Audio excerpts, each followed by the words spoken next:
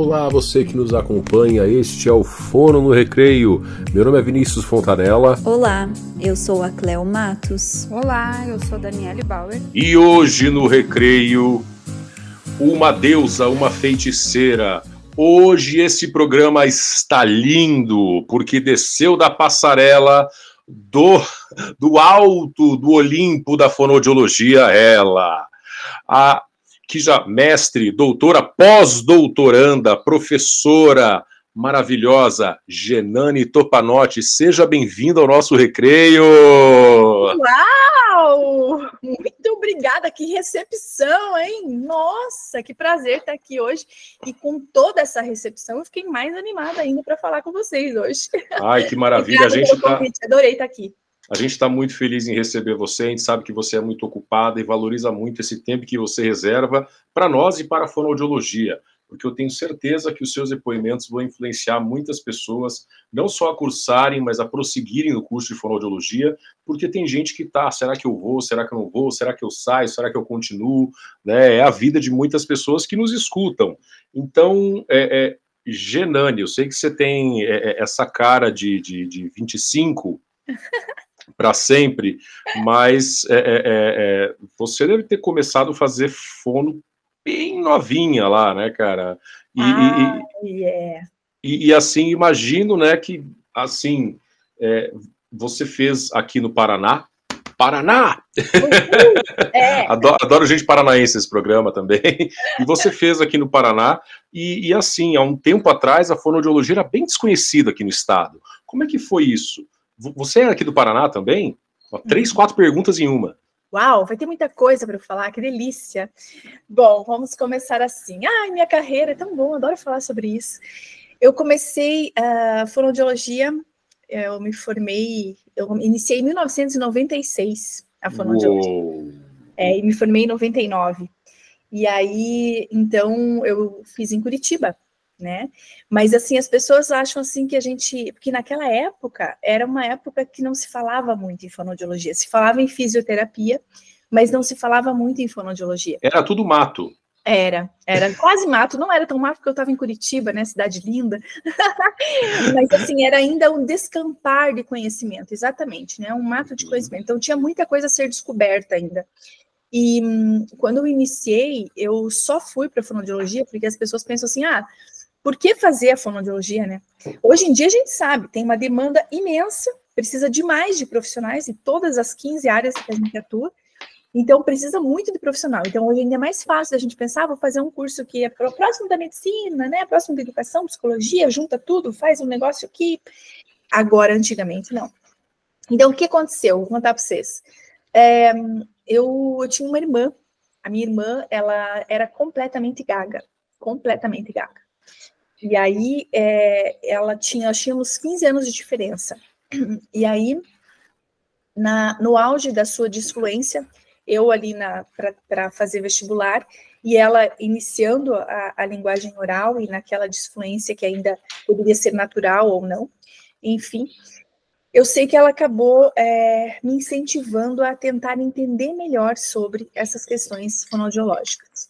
Foi a partir daí que eu comecei a pensar sobre a fonoaudiologia. O que acontece? Eu fiz na universidade em Curitiba, na Tuiuti, e lá tinha uns folders que eles distribuíam na época, passavam, né, no terceirão, porque eu fiz meu terceirão em Curitiba, e lá tinha fonoaudiologia. E quando eu li aquilo, eu lembrei na hora da minha irmã, falei, nossa, olha, para trabalhar com a fala, porque a gagueira era muito relacionada com a fonoaudiologia e era um estereótipo, ou você tratava fonoaudiólogo, ou tratava gago, ou colocava aparelho auditivo, né, que eram só as duas coisas que parecia que a fono trabalhava, né, na época.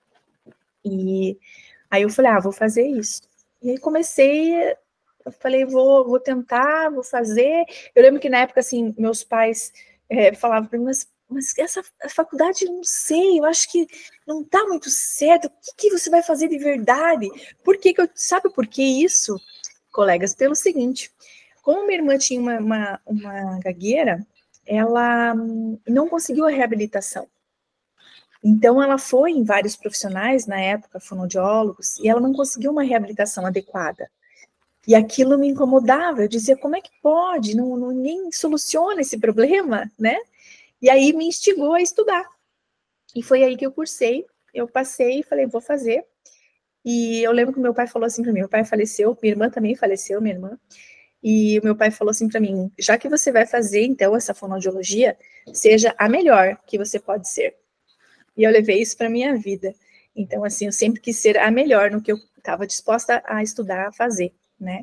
E foi a partir daí. Então, foi minha maninha. Foi a partir daí que eu estudei a fonoaudiologia e comecei a traçar minha carreira em Curitiba, onde eu iniciei a carreira, né? Comecei lá. E você nasceu onde? Eu nasci lá em Pato Branco, daí... Um abraço pro pessoal de Pato Branco. Parente da Mocena. Ó, fruto do sudoeste do Paraná. Sim. Tá? Então, você falou de Curitiba, imaginei tipo assim, será que ela nasceu lá? Então você... eu nasci em Pato Branco, mas que na época que eu nasci não tinha maternidade na cidade que a minha mãe morava, que era 2 vizinhos. Então, olá, Cleo. Pato Branco, mas eu morei minha infância em 2 vizinhos. Uau, e sabe que eu era de 2 vizinhos no Paraná? Mentira, Cleonice! Minha mãe mora lá até hoje. Olha só, vou para lá amanhã à noite. Acabei de chegar de lá. Tô chegando de férias. Vamos ter que marcar um café, então. Vamos, quando você for, me avisa, por favor. É convidadíssima para ir na minha casa da minha mãe. Então, olha aí, gente. Caramba. Mundo pequeno, né? Esse mundo redondinho, né? Muito, né, Dani? Olha que é muito pequeno. E aí, então, quando eu nasci em Pato Branco, mas vivi minha infância em 2 vizinhos, mas muito jovem eu fui morar e estudar fora, em Curitiba.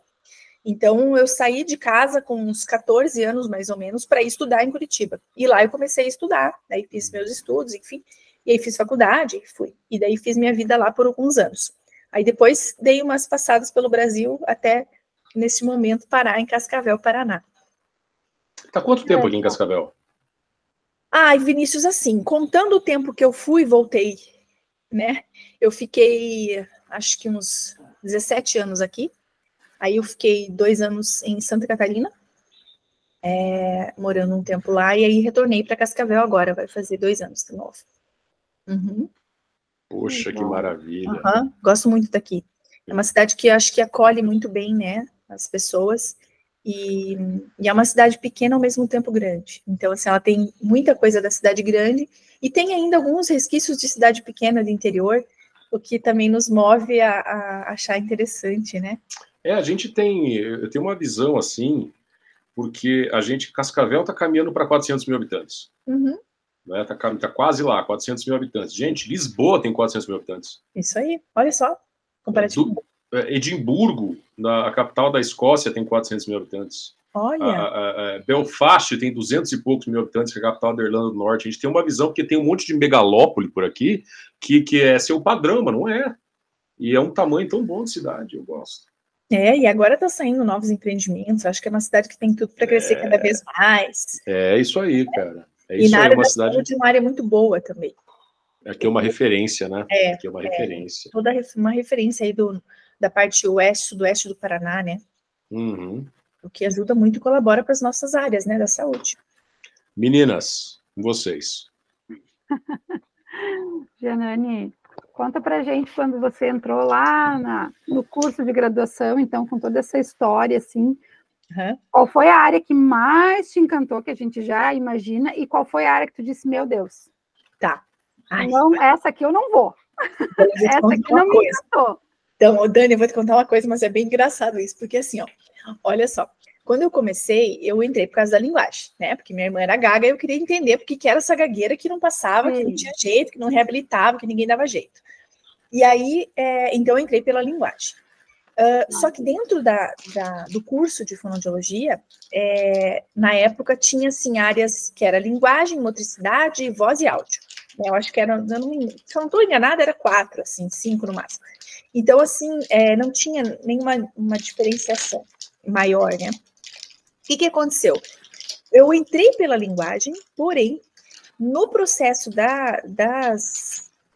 dos anos, dos semestres que foram se passando, eu fiquei também muito encantada com a audiologia.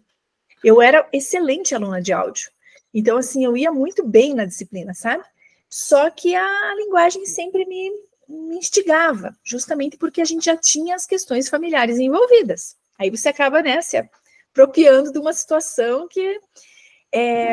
mas uma coisa, eu até cheguei a conversar ali com o colega, com o Vinícius, uma coisa que eu sempre soube que eu não ia fazer era voz. Voz era uma coisa que já naquela época meu olho não brilhava, sabe? Assim, meu olho não brilhava. E eu acho que aí é que está o diferencial para quem está nos ouvindo. Quando a gente está dentro da universidade, a gente tem que ver as disciplinas que o olho brilha.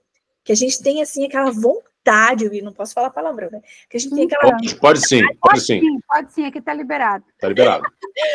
Mas, assim, que a gente tem aquela vontade de olhar e falar assim, nossa, aquele professor agora vai dar essa disciplina que eu amo, quero estar lá, sendo na frente, fico olhando, fico prestando atenção. Então, assim, isso é muito importante, porque quando não instiga já na universidade, não adianta querer depois achar que vai... Não vai. Pode até aprimorar, gostar um pouquinho, mas não vai. Exatamente. Não vai. Então, assim, Dani, eu gostei muito da área da linguagem, só que quando eu saí, eu tive que estudar muito mais, porque a linha teórica que eu me formei foi uma linha teórica diferente da que eu atuo hoje. Então, assim, eu tive que trabalhar muito isso, né, para conseguir também elucidar as questões técnicas, né, adequadas. Aí. Mas quando eu entrei na universidade foi pela linguagem. Quando eu saí da universidade, eu continuei trabalhando na linguagem, mas, o que eu ia contar, cara, engraçado? Quando eu saí, eu fiquei 20 horas trabalhando no centro auditivo. Então, eu mesclei 20 horas na clínica com linguagem e 20 horas no centro auditivo. E assim foi por um período, no início da minha carreira. Para aí depois eu realmente... Aí depois fui embora para São Paulo, aí foram outras situações, mas assim, depois eu vincular justamente parte clínica, sabe? Mas eu fiquei tempo na áudio, sim. E gosto muito. Eu acho o áudio sensacional. Dividiu o coraçãozinho e conseguiu atuar nas duas por um tempo. Mas não era áudio ocupacional, não, né? Não. Não. Trabalhei com aparelho auditivo. Ah, legal. Também adoro. Não, é que no podcast anterior, com o Ronan, a gente estava falando que o áudio ocupacional costuma ser o bico do acadêmico recém-formado. Né? Todo mundo sai e faz isso no começo. É bem comum, né, cara? Na verdade, a gente vê, e isso é uma questão nacional. Eu fiquei muito tempo na gestão, né, de curso de graduação, fui coordenadora de curso de graduação, então, assim, eu percebia dos formandos que saíam da universidade, o que mais chegava de vagas eram justamente para áudio ocupacional, porque tem uma demanda enorme. Eu me arrisco a dizer, ouso a dizer que hoje eu posso pôr muito equivalente às questões de vagas de emprego juntamente com a linguagem e a áudio. Porque a demanda de linguagem aumentou assustadoramente. Né? Então, assim, hoje antigamente nós tínhamos mais vagas, eu acho, na área da áudio. Mas nos últimos 6 anos aí, a gente vê um aumentar crescente cada vez mais de profissionais em busca de áreas da área da linguagem oral. Né? Então, é o que está mais, assim, principalmente com as questões de neurodesenvolvimento. Então, eu acho que está muito equivalente. Eu ouso a dizer, não fiz nada de estimativa sobre isso. Ouso a dizer pela experiência que a gente vê, assim, né? Nas áreas. Está muito próximo. E hoje você atua em clínica? Você faz cursos? Conte um pouquinho hoje, a fonoaudióloga de hoje. Ai, Cleonice, sou apaixonada pela fono de hoje. Quem me dera se lá em 1996 eu soubesse que eu ia conseguir aprimorar tanto o que eu aprendi para chegar onde eu consegui conquistar. Então, assim, eu sou extremamente feliz como fonoaudióloga, e isso é bem legal da gente falar para os nossos ouvintes, porque, assim, a fonoaudiologia, ela é tão ampla, são 15 áreas de atuação, então você consegue atuar em tanta coisa, né, que te preenche. Se você gosta aqui, você vai aqui, né? Então, é algo, assim, sensacional. Mas, enfim. Sempre encontra um cantinho ou uma área em que você vai se apaixonar e vai ser ali, né? Exatamente, bem por aí. Então, hoje, eu atuo na área clínica, como fonoaudióloga clínica, e também faço cursos, né? Então, assim, hoje eu tenho uma empresa em que eu ministro os cursos online de aprimoramento, né? Então, eu tenho curso de aprimoramento, até tem um agora novo saindo do forno, já vou dar um spoiler, Oba! E aí, então, assim, esse hoje é um viés que eu optei, né, na minha vida, porque eu vejo o quanto eu, como profissional, eu já vi inúmeros cursos online que me ajudaram tremendamente. Então, a pandemia chegou de uma forma que deu, assim, parece que ajustou a situação para algo que não tem mais volta, né? O mundo online existe, está aí, e a gente tem que aproveitar o bom desse mundo online, né? Que a gente tem muitas questões aí que podem levar para um lado não tão bom, mas tem muita coisa legal, muita coisa boa. Então, a gente tem que aproveitar. E a pandemia chegou assim no momento que a gente falou, nossa, o que nós vamos fazer, né? Então, eu me recordo quando veio a pandemia, eu era coordenadora do curso de fono. E eu estava com turmas de fono, uma turma entrando, outras saindo, né? E a gente não sabia como manter aquela questão estrutural, né? De professor, aluno, né? Passa de presencial para online, fica tudo muito confuso. Então, essa parte de gestão foi muito difícil, mas ela foi uma readaptação que foi preciso ser feito muito rápido, né? Pela muito questão rápido. De saúde, enfim, né? Exatamente, Cleonice, foram assim 2 semanas, nós tivemos que aprender. Então, assim, em 2 semanas a gente teve que aprender o que era dar aula online, porque não eram todos os professores da presencial que sabiam dar aula online, né? Então, assim, isso a gente teve que aprender, assim como o aluno que estava na universidade presencial teve que aprender a ter uma aula online. Assistir aula online. Então, assim, foi uma adaptação muito difícil para ambos, né? E até para as mantenedoras também, para as universidades também, claro, óbvio. Mas, enfim, isso eu acho que foi importante porque abriu um leque de pensamento para mim, enquanto profissional, do quanto o online colaborou nos processos de aprendizagem.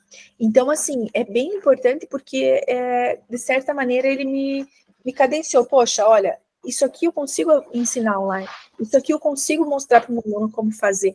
Né? Isso aqui ele vai novas oportunidades e novas possibilidades que chegou e que vão continuar, né?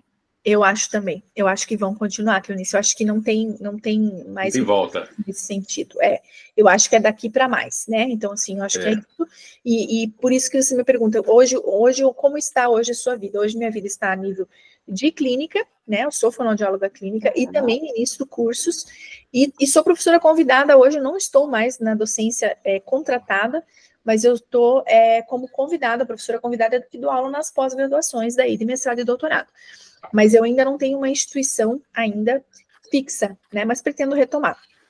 Legal. Uma coisa que você mencionou, eu acho muito importante a gente destacar, fonoaudiólogo que nos escuta. Como seriam os seus atendimentos hoje se você não tivesse participado dos cursos online que você participou? Olha que interessante. É interessante isso, para fazer pensar, né? Para fazer pensar na importância, porque quando você falou, eu me pus essa pergunta e eu fiquei até assustado. E assim, quando eu fiz a minha primeira graduação lá e outras modalidades de ensino, eu sempre sonhei com uma formação na qual o acadêmico tivesse um protagonismo suficiente para que ele pudesse pegar as rédeas da sua formação e levá-la para lá ou para cá, porque na nossa profissão, quando a gente se forma, a gente pega o canudo e já sabe se vai ser audiologista ou se vai ser terapeuta de fala. Isso você pode perguntar para o cara, ele já vai saber. Às vezes ele muda de lá para cá, de cá para lá, mas lá dentro ele sabe o que ele era no final das contas. Eu trabalho com determinadas questões da fala também, com voz, mas nunca digo dessa água não beberei para áudio, porque eu também gostei muito de trabalhar com aparelho. No entanto, a questão é que esses cursos online propiciam justamente isso, que o aluno, ele, tipo assim, tem aquela carga horária que é básica, que é protocolar, mas ele pode, de maneira completamente desvinculada da instituição, pegar e começar a fazer cursos e aprender e se tornar um fonoaudiólogo muito melhor. Isso faz com que o indivíduo não exista mais aquela redação que existia antigamente da metrópole. Você não precisa estar na metrópole, porque a metrópole vem até você. Você pode estudar, você aí que está nos acompanhando, você é do Nordeste do Brasil, você está longe pra caramba. Às vezes, quem está no extremo Nordeste do Brasil, às vezes está mais perto dos Estados Unidos, geograficamente, do que está aqui no Paraná. Quem é do Nortão do Brasil. E você pode fazer curso com a Genani. Né? Você pode fazer e aprender com ela. Então, e isso no conforto do seu lar. Né? E com qualquer outra coisa. Então, eu pensei agora, se não fosse esse monte de curso online que a gente faz, no Brasil e fora do Brasil, nós um profissional 20% tão competente quanto me considero hoje no trabalho que eu desenvolvo. Né? Mesmo a especialização que eu faço, né, as aulas são ao vivo, online. Né? E são incríveis. São os profissionais que são referência no Brasil. Né? E é maravilhoso. Então, gente, eu sei que existem muitas preocupações a respeito de diversas questões online, mas enquanto eles vêm para somar, é sempre bom. É sempre bom. E tem tanta coisa, gente, tanta coisa. Eu sou um cara que eu sou um entusiasta da tecnologia. Quem me conhece sabe. Né? Então, eu vejo muitos benefícios, inclusive vocês que nos escutam, a poder ter o privilégio de estudar com a Genani. Porque eu vou dizer, você falou de coordenação de curso, pediram para te falar que a sua falta é muito sentida lá. Eu sei, imagina.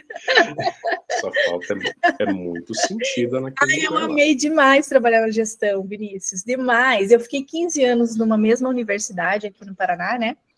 E eu comecei dando uma aulinha, tipo assim, uma profissional me convidou, uma colega muito querida, para eu participar da banca de seleção, para dar uma disciplina.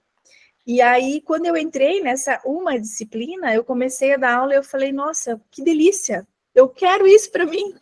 E aí, eu venho de uma família de professores, minha mãe era professora, né? Olha só. E aí, tenho várias pessoas na família professores. E aí eu comecei, nossa, eu quero isso para mim. Falei, eu adorei dar aula. E aí, de uma disciplina, foram para 3 disciplinas, aí dava uma aula, uma noite passou para 2, passou para 3, e acabei completando carga horária cheia à noite, né? E comecei a dar muitas disciplinas para muitas turmas, assim, e me apaixonei. E aí comecei a pegar estágios, e assim foi indo, até haver a troca das coordenações de curso, né, da minha colega que saiu e eu entrei no lugar dela, e aí eu também fiquei na coordenação por um tempo de curso, eu coordenei 2 cursos, eu coordenei o curso de fonoaudiologia e o curso de ciências biológicas também por um tempo.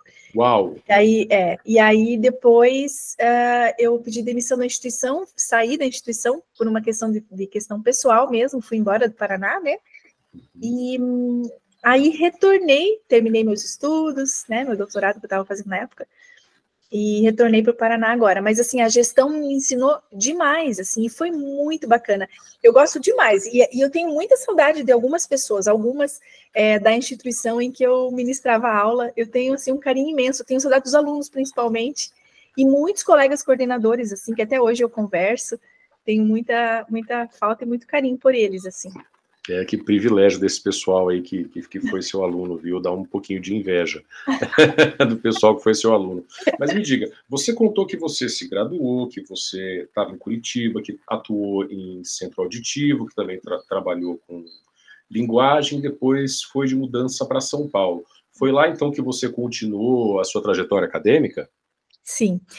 Na verdade, eu saí de Curitiba e eu estava grávida na época do meu primeiro filho. Então, eu fui grávida aos 3 meses, morar em Curitiba. Eu era casada, né? Fiquei casada há quase 20 anos. E aí, eu fui morar em São Paulo com meu ex-marido, por questões profissionais dele na época. E aí, lá, meu filho nasceu em São Paulo. Eu fiquei um tempo morando em Marília, São Paulo. E aí, depois, por um tempo, nós ficamos por lá e depois mudamos novamente por questões do trabalho dele. Então, lá eu fiquei na parte clínica, mas ficou muito pouco tempo, porque eu já estava na gestação, com filho pequeno, e aí depois eu retornei e fiz um tourzinho aí pelo Brasil, trabalhando em alguns locais, mas no Paraná foi onde eu mais fiquei em campo na parte clínica. Então, São Paulo foi muito rapidamente. Hoje, São Paulo, para mim, é a minha casa dos meus estudos, né? onde eu estudei, enfim, onde eu vou para fazer meus estudos e tal. Vou muito para lá, inclusive, mas para a parte clínica, hoje a minha atuação, se não online, ela é presencial em Cascavel, Paraná. Não, mas eu estava perguntando em relação, porque de onde você continuou seus estudos. Aí você começou o mestrado em São Paulo? Não, eu fiz o mestrado em Curitiba. Ah, tá. Eu fiz o mestrado em Curitiba. Eu fiz, na verdade, 3 especializações. Eu fiz a especialização em linguagem, fiz a especialização pelo Cefac, né, em linguagem, depois fiz motricidade oral na Universidade do Uiti também. E aí depois fiz aquela que na época era motricidade oral com disfagia e atuação hospitalar, junto, né? Porque não tinha a especialidade de disfagia separada, né, era junto. Então, se fazia especialização, ficava para os dois. E aí depois fiz o mestrado no Paraná. Depois quando eu fiz o mestrado, eu já estava na docência, eu já dava aula, né? Porque isso que foi que também me instigou a entrar no mestrado. Aprender mais, principalmente por causa de pesquisa, né? Porque, assim, o mestrado te abre um leque para pesquisa científica, te dá um patamar bem interessante. Então, quem gosta da área da docência, eu acho que é primordial fazer um mestrado, porque a gente aprende demais a dar aula, como dar essa didática, como realmente fazer uma pesquisa científica de valor, algo robusto, né? Então, o mestrado que me abriu muito esse leque, assim. E, na época, eu fiz o meu mestrado na área de saúde pública, saúde coletiva, então, foi uma área bem bacana. E aí, depois, eu fui para o doutorado. Então, o doutorado, sim, em São Paulo, na Faculdade de Medicina de Santa Casa de São Paulo, que é onde eu fiz o meu doutorado. Eu entrei pela medicina, não entrei pela fono. Então, assim, eu fiz com os médicos, que foram os meus colegas supervisores e orientadores, e que eu aprendi demais, né, com o pneumologista e com o fisiatra, e eu estudei sobre a motricidade oral, mas aí na área que eu gosto muito, que é a cirurgia bariátrica. Então, é uma área muito ainda em descoberta, né, tá para sair aí alguma coisa que eu estou também publicando nesse sentido, mas assim, eu trabalhei com pacientes bariátricos, pré e pós-cirurgia bariátrica. Posso dar spoiler, né? Pode tudo! Tá. Eu trabalhei pré e pós-cirurgia bariátrica com esses pacientes na motricidade oral, então eu fiz um protocolo de atendimento, sabe? Então, quais exercícios eu utilizei pré-cirurgia, pós-cirurgia, e comparei com um grupo que não realizou os exercícios. E foi muito bacana, porque, assim, significativamente a pesquisa deu um valor muito bom, e a gente conseguiu uma melhora bem bacana nos pacientes que fizeram fono. Então, provando que a fonoaudiologia ela é muito importante nesse nicho de mercado, que é um nicho de mercado ainda pouco falado, mas extremamente importante. Vou dar um exemplo. Por exemplo, um paciente na cirurgia bariátrica, ele tem um índice de vômito e de regurgitação no pós-cirúrgico, às vezes até alto, né? Ou não consegue deglutir alguns alimentos, como a carne, por exemplo, né? E a gente vê que, basicamente, o que acontece é um paciente que não consegue mastigar adequadamente. Então, a mastigação rápida, a mastigação sem trituração adequada, tudo isso leva a desconforto pós-cirúrgico. Então, se o paciente não tiver uma orientação e um trabalho fonoaudiológico pré, o pós-cirúrgico dificulta muito. E nós conseguimos diminuir em 6% o índice de vômitos no pós-cirúrgico somente com os exercícios e as orientações fonoaudiológicas. Então, foi algo, assim, bem bacana. Dá para sair publicação ainda. Mas foi muito interessante. Então, no meu doutorado, eu estudei sobre isso, juntamente com a equipe médica da Santa Casa. E foi... Grande Santa. Foi um trabalho bem legal, que é onde agora eu continuo fazendo pós-doutorado, né? Uau! Puxa, que sensacional. Pós-doutorado. Gente, olha só, pós-doutorado Santa é coisa Casa de São demais, Paulo? né, cara? Tô fazendo... Eu sou apaixonada, queria minha pós lá. É bem legal, bem bacana lá. Cara, a gente trouxe só gente top aqui da Santa, e você falando, da Santa a gente já teve, Juliana Coutinho da áudio, a Thaís Vaiano da voz, que veio da Santa, mais gente veio da Santa, nós tivemos a Lúcia Nishino, que é da Santa também, que ela é maravilhosa, da Autoneuro. E você falou de Marília, a Paula Moura, do Dicas da Fono, é de Marília. Marília. Cara, olha só. Cara, às vezes a gente falando assim, dá uma impressão que o mundo da fono é pequeno, mas não é porque a gente tá fazendo conexões, né, cara? A gente está, por meio da internet, que naquela reflexão que eu fiz, a gente está se conectando, e isso é uma coisa muito importante. Em vários lugares. Isso. Exatamente. Inclusive, a gente já teve convidados aqui também, lá do norte do Brasil, também o Carlos Charoni, né? Grande Carlos Charoni, cara. Gente finíssimo demais. Vocês estão querendo ou não, a gente vai... O de vocês é demais, olha só. Só entrevistando. Cara, a gente já teve com bastante gente maravilhosa. Paula Pucci, Thaís Morata... cara, gente bacana. Uau, cara. A gente teve Thaís Morata, direto dos Estados Unidos, aqui conosco. É verdade, cara. Isso.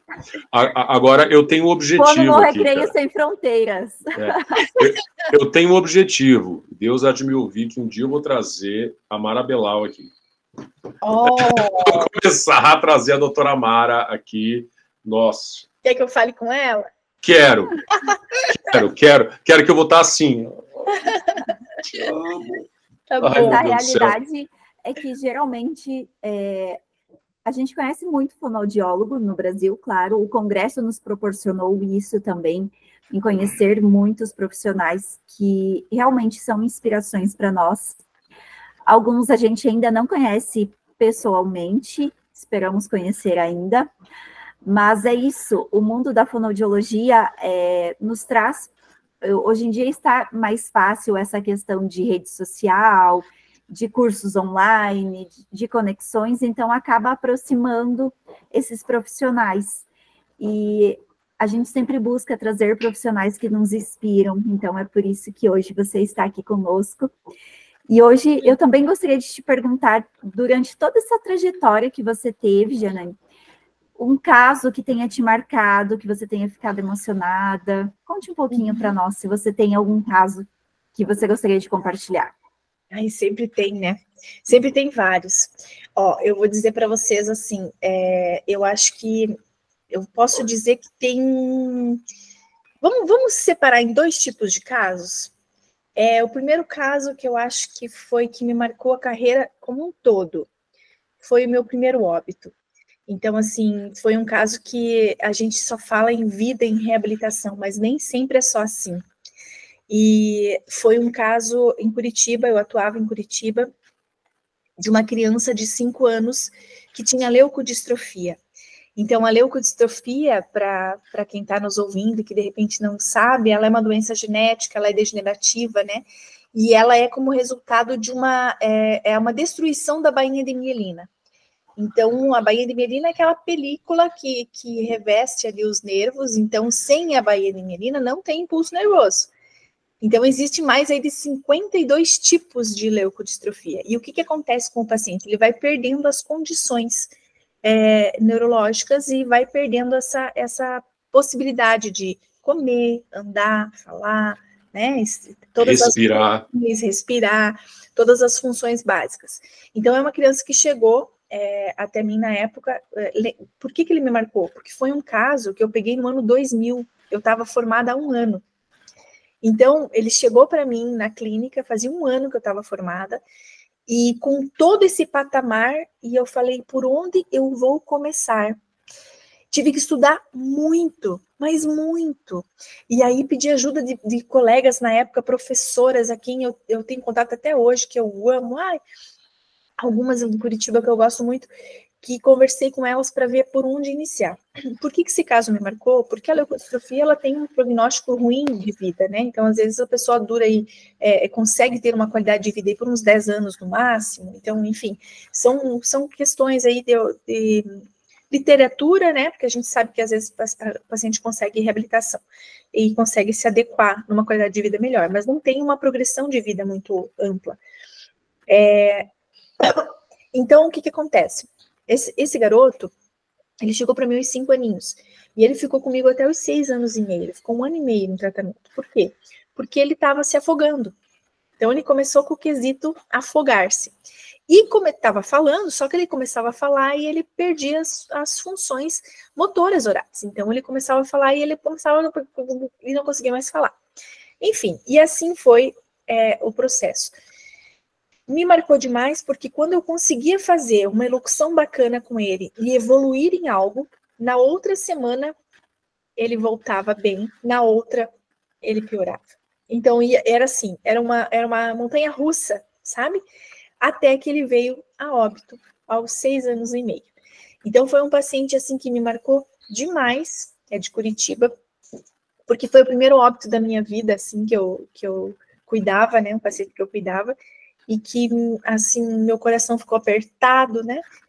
E ele me marcou demais nesse sentido, só que eu aprendi demais com ele. É um anjinho que hoje está lá e todos que trabalharam com ele, aprenderam demais com ele.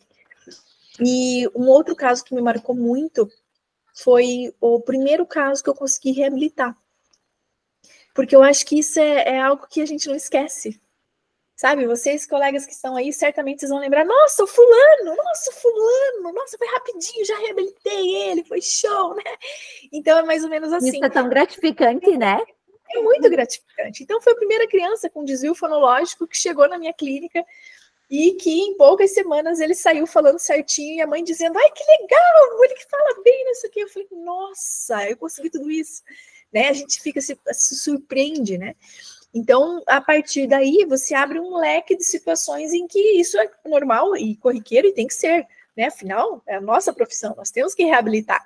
Agora, os primeiros foram extremamente marcantes, assim, né? E hoje em dia, eu costumo dizer assim, cada paciente que entra no nosso atendimento, eles trazem algo também, né? Eu sempre falo isso, assim, até para os alunos, eu acho que a gente aprende com eles e eles conosco.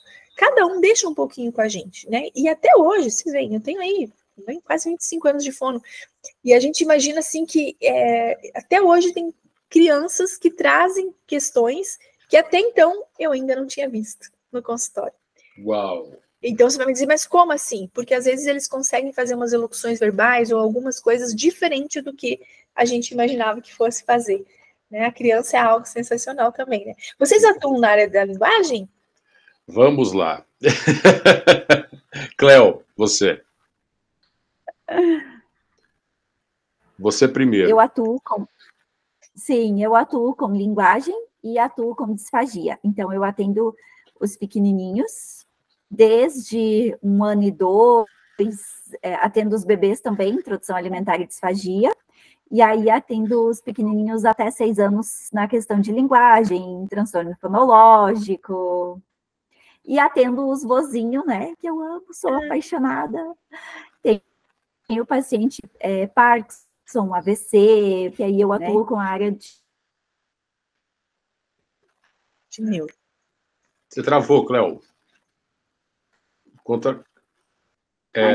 A internet hoje está cruel para todo mundo. Dani, acho, diga né? lá com o que você atua. Conta pra gente. Conseguiram escutar algo? Deu sim. Foi bem no finalzinho, quando você estava concluindo. Deu para escutar. Sim, eu também atuo na área de linguagem. Eu estou 2 dias numa clínica especializada em autismo.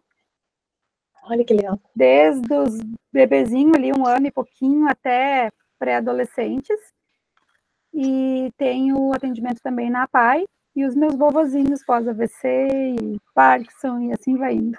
Neurodesenvolvimento, né, Cleo? Neurodesenvolvimento desde o início até o fim da vida. Do neonato ao idoso. Exatamente.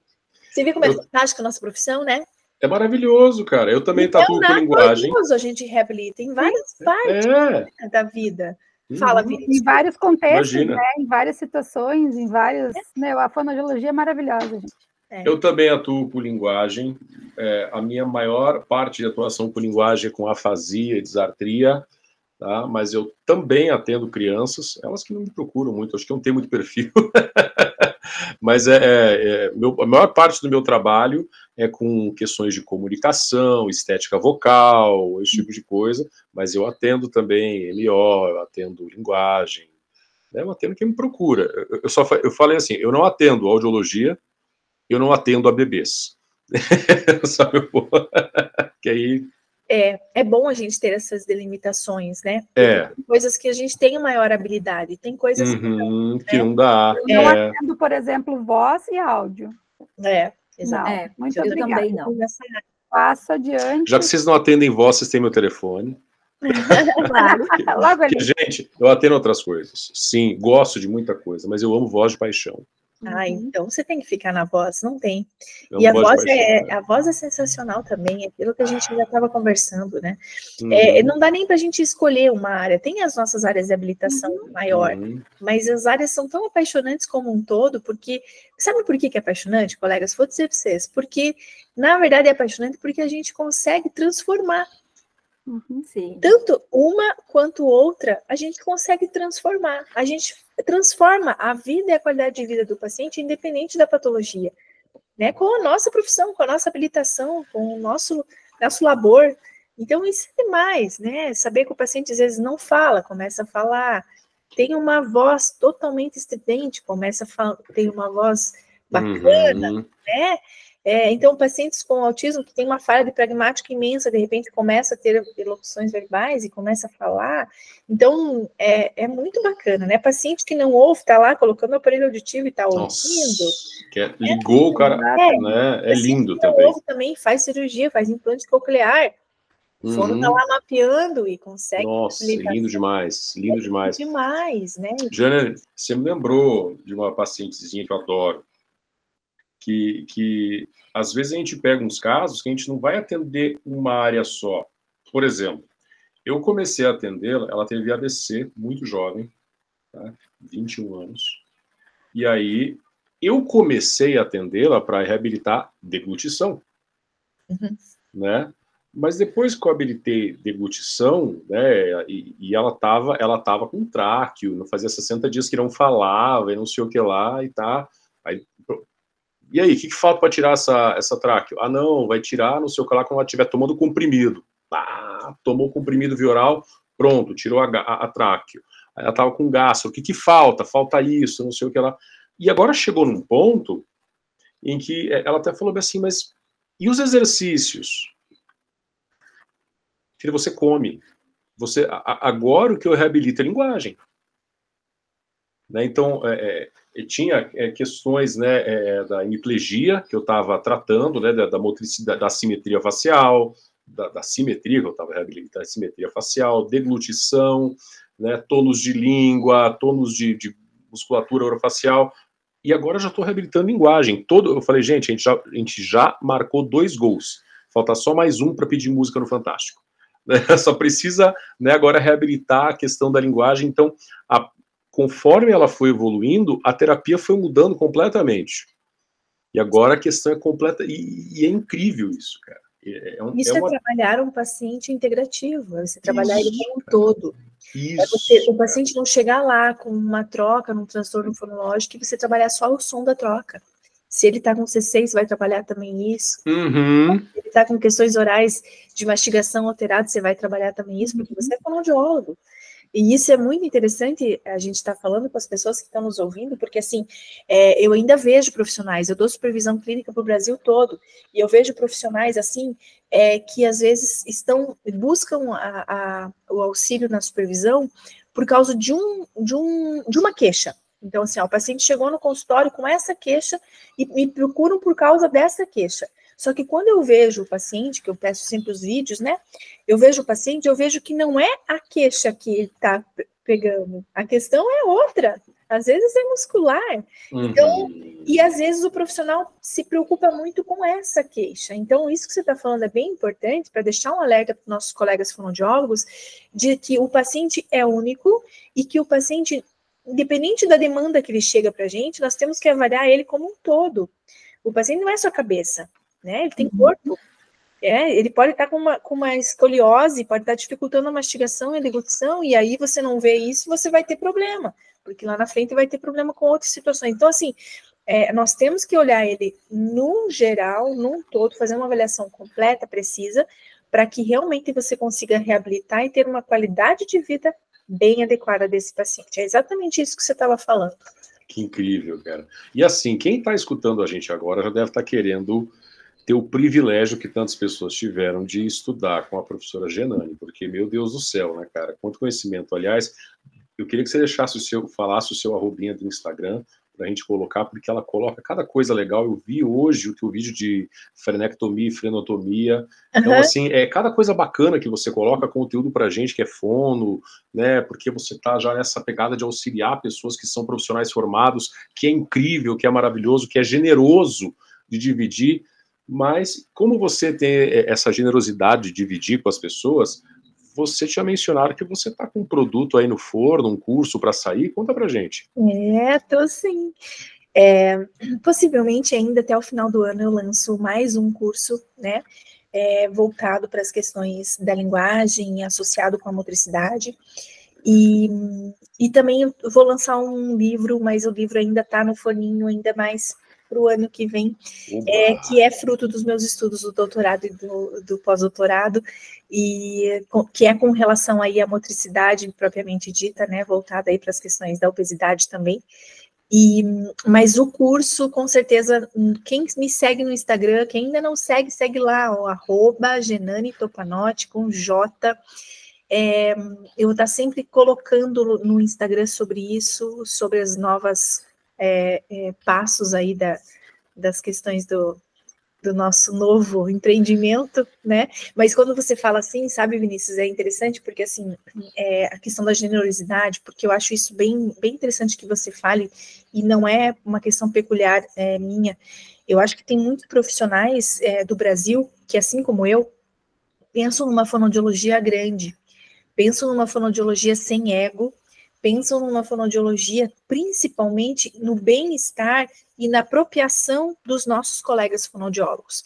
Porque quando a gente tem uma fonoaudiologia restrita, eu sei para mim, você não sabe nada. Quando a gente acha, eu fiz doutorado, eu sou a the best. Não é. Se você não passa esse conhecimento, você não é nada. Então, essa é a minha visão. Eu trabalho sem ego. Eu sou, assim, extremamente uma pessoa que passa o máximo possível que eu consigo para os meus colegas profissionais e alunos e pacientes, porque a nossa missão é essa. Nós escolhemos a fonoaudiologia, não é verdade? A gente escolheu ser fonoaudiólogo. Então, vamos fazer de tudo para aprimorar cada vez mais, para ser o melhor. Lembra do que meu pai falou lá atrás para mim? Você vai ser esse negócio de fono aí? Então, que você seja a melhor de todas. Que você consiga ser a melhor no que você pode. E é exatamente isso. Eu busquei ser a melhor no que eu podia para mim. Eu tenho muitas falhas e muita coisa a aprender ainda. Todos nós temos. Mas, assim, o que a gente puder ser generoso com o nosso colega, né, com uma dúvida, com o colega profissional, porque quando a gente entra numa briga de egos, numa briga de querer saber mais que o outro, você acaba caindo numa mesmice e você acaba não sendo nada além de alguém em competição, que não é o bacana, né? Então, eu trabalho muito assim com a questão do aprimoramento para todos, né, de uma forma bem ampla, assim, que a gente puder fazer, colaborar para o nosso colega, para o nosso... Nossa, eu acho que é a base de tudo, assim, sabe? A gente não está escutando, Dani. Afinal de contas, conhecimento bom é conhecimento compartilhado, né? Dentro da caixinha ele não tem função nenhuma. Exatamente. Isso. Saber pra gente não adianta, Dani. Não adianta. Não adianta. Então, o melhor de tudo é a gente saber e poder repassar. É poder saber que uma pessoa aprendeu alguma coisinha com você. Olha que legal. É gostoso, olha os hein? que passam, né, pelas nossas mãos. Eles aprenderam com a gente alguma coisa. Exatamente. E as famílias ficam extremamente felizes, né? Que a gente conseguiu melhorar, aprimorar, fazer com que eles tivessem uma condição melhor, né? E aí eu acho que entra também, Janine, a questão da humildade, né? De quando a gente não sabe e buscar. Perfeito. A gente dá risada que a gente tem o nosso grupinho seleto e o nosso grupinho seleto continua depois da faculdade. E às vezes a gente tem um caso, vai lá para o grupo, gente, eu recebi esse paciente, eu estou tentando isso, o que eu faço, o que vocês me sugerem, de que forma vocês, né, fariam, por quê?